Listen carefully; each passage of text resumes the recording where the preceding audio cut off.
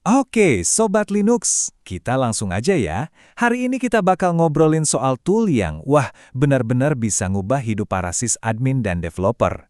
Pernah nggak sih ngalamin masalah klasik? Di laptopku jalan, kok di server malah error? Nah, kalau pernah, berarti materi ini pas banget buat kalian. Kita akan kupas tuntas Docker dan Docker Compose. Dibikin segampang mungkin, janji. Halo Sobat Linux, ketemu lagi sama saya, Tux. Udah siap kan buat nambahin skill sysadmin kalian biar kerjaan jadi makin satset? Oke, hari ini kita bakal bedah tuntas salah satu teknologi yang wajib banget dikuasai di dunia DevOps modern. Duh, pusing nggak sih? Proyek A butuh PHP versi 7, proyek B malah butuh versi 8. Belum lagi dependensi Python-nya beda, Node.js-nya beda versi, ribet banget kan ngaturnya. Nah, disinilah Docker datang sebagai pahlawan buat ngelesain semua drama dependensi ini.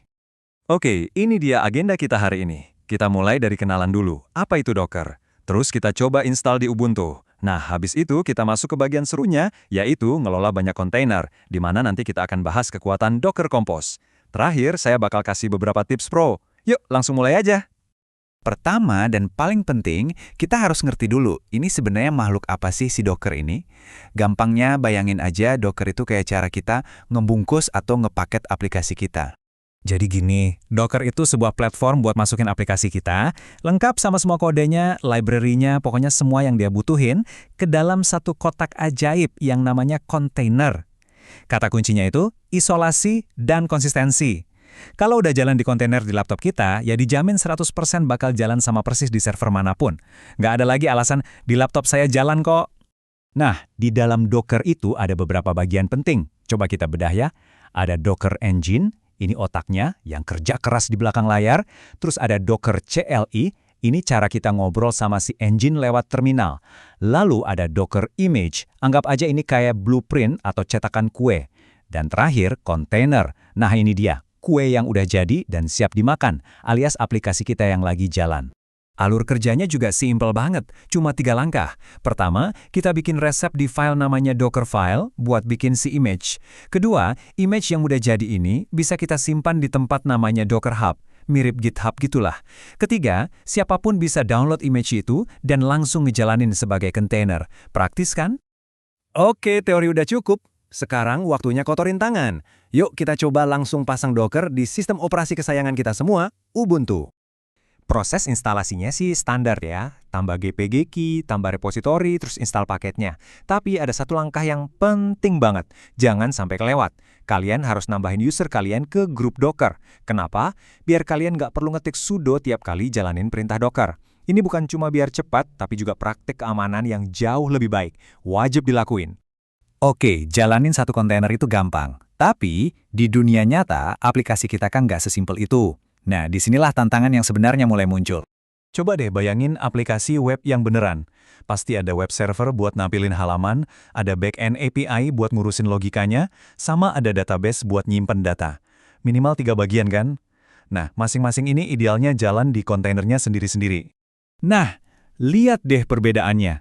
Kalau pakai cara manual, kita harus jalanin Docker run satu-satu buat tiap service. Perintahnya panjang, harus ngatur network manual, port manual, pusing deh, dan gampang banget salah ketik. Sekarang bandingin sama cara Docker Compose. Cuma satu perintah, Docker Compose up, boom, semuanya langsung jalan barengan, simple banget. Yuk kita kenalan lebih dekat sama si pahlawan super ini, si Docker Compose. Gimana sih cara kerjanya sampai bisa sesakti itu? Jadi Docker Compose ini intinya adalah sebuah tool yang bertindak kayak sutradara. Kita tulis semua skenarionya, ada service apa aja, mereka butuh apa aja, gimana cara mereka ngobrol, semua kita tulis di satu file konfigurasi. Filenya pakai format YAML yang gampang banget dibaca manusia. Eits, jangan pusing dulu lihat kodenya Sobat Linux, ini gampang banget dibaca kok. Di sini kita bilang, hey Compose, saya punya services ya. Terus di dalamnya ada web yang pakai Image Engine X. Dan portsnya tolong sambungin port 80 di luar ke 80 di dalam. Terus ada juga DB yang pakai Image MySQL. Semuanya jelas tertulis di satu tempat. Coba kita bedah lagi beberapa perintah pentingnya. Services, yaitu tadi daftar pemainnya. Image itu buat ngambil dari Docker Hub, atau kita bisa pakai build kalau mau bikin sendiri dari Docker file. Ports biar bisa diakses dari luar, environment buat ngasih konfigurasi, kayak password database. Nah, volumes ini penting biar data kalian nggak hilang.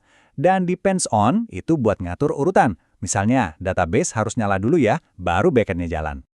Nah, ini nih bagian favorit saya. Beneran ajaib. Kita nggak perlu lagi pusing mikirin networking antar kontainer. Docker Compose otomatis bikinin jaringannya sendiri. Jadi, si kontainer web bisa langsung manggil kontainer DB pakai namanya aja, yaitu DB. Nggak perlu lagi pusing nyari-nyari alamat IP internal. Keren banget kan? Oke, dasarnya udah dapet nih. Sekarang waktunya naik level. Saya mau bagiin beberapa tips dan trik biar penggunaan Docker kalian makin pro.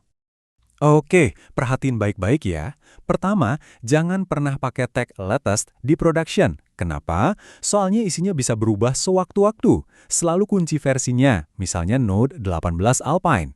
Kedua, pakai file .dockerignore. Ini buat ngebuang file-file nggak penting biar image-nya kecil. Ketiga, buat keamanan, jangan jalanin aplikasi pakai user root di dalam kontainer. Dan yang terakhir, coba pelajari teknik multi-stage builds. Ini jurus ampuh buat bikin image final yang super kecil dan aman. Nah, sekarang Sobat Linux udah punya semua bekal dasarnya nih. Pertanyaannya sekarang, udah siap buat mengkontainerkan proyek kalian selanjutnya dan ngucapin selamat tinggal sama pusingnya dependensi? Tentu aja, perjalanan kalian sama Docker baru dimulai. Jika ada pertanyaan, tulis di kolom komentar ya. Jangan lupa subscribe untuk update terbaru. Dan jika suka dengan konten ini, klik tombol like. Sampai ketemu di pembahasan selanjutnya.